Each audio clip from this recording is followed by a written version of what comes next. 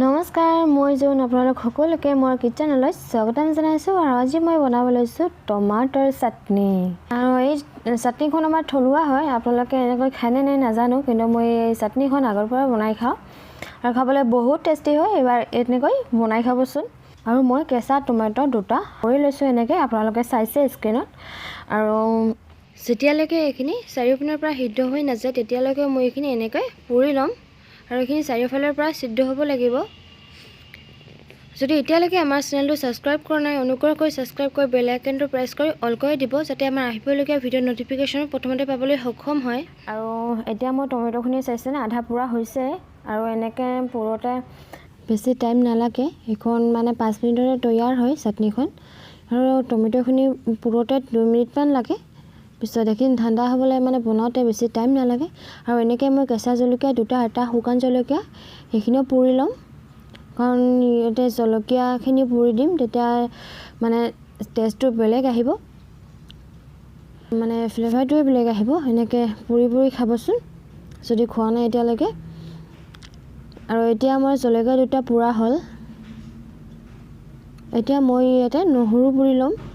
আৰু জলকীয়া দুটা পুৰা হৈছে, এতিয়া উঠাই থ'ম। আৰু ইয়াতে দিম নহৰু। আৰু নহৰু ইয়াতে মই 6-7 কোহ লৈছোঁ। আৰু এইখিনি মই পুৰি ল'ম।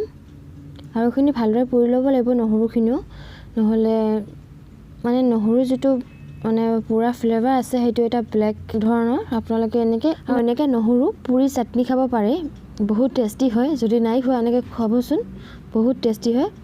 আৰু এনেকৈ মই নহৰুখিনিও পুৰি ল'ম। আৰু নহৰুখিনি মোৰ পুৰা হৈছে এতিয়া। আৰু টমেটোখিনিও পুৰা হৈছে, চাইছেনে? টমেটোখিনিও পুৰা হৈছে। আৰু এতিয়া মই মানে গেছৰ ফ্লেমখন অফ কৰি দিম ইয়াতে। আৰু এতিয়া মই এইখিনি আৰু এতিয়া অলপমান ঠাণ্ডা হ'বলৈ দিছিলোঁ, সেইখিনি ঠাণ্ডা হৈছে। এতিয়া মই এনেকৈ জলকীয়া ঠাৰিকেইটা গুচাই ল'ম। জলকীয়া ঠাৰিকেইটা গুচাই লৈ নহৰু বাকলকেইটা এৰুৱাই ল'ম, কাৰণ নহৰু বাকলকেইটা আমাক নালাগে। আৰু এনেকৈ মই এইখিনি কৰি পিছত আৰু এতিয়া টমাটৰ ক'লা অংশখিনি উঠাই ল'ম, মানে এইখিনি মানে টমেটোৰ বাকলখিনি যিখিনি পুৰা হৈছে সেইখিনি উঠাই ল'ম, কাৰণ এইখিনি আমাক নালাগে।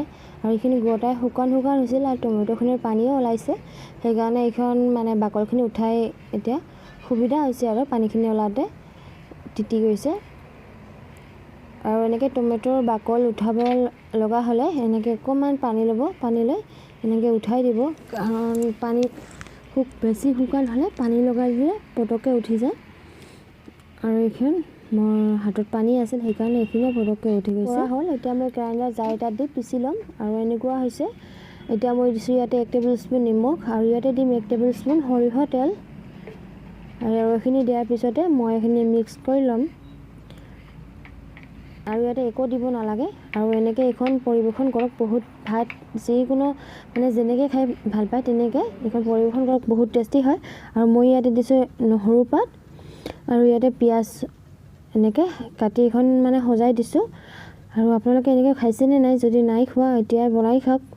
টমেটোৰ কেঁচা চাটনি বহুত টেষ্টি হয় খাবলৈ। এবাৰ বনাই খালে মুখত লাগি ধৰিব, বাৰে বাৰে খাবলৈ মন কৰিব। এবাৰ বনাই খাবচোন এনেকৈ। আৰু আপোনালোক সকলোকে ভিডিঅ'টো চোৱাৰ বাবে বহুত বহুত ধন্যবাদ।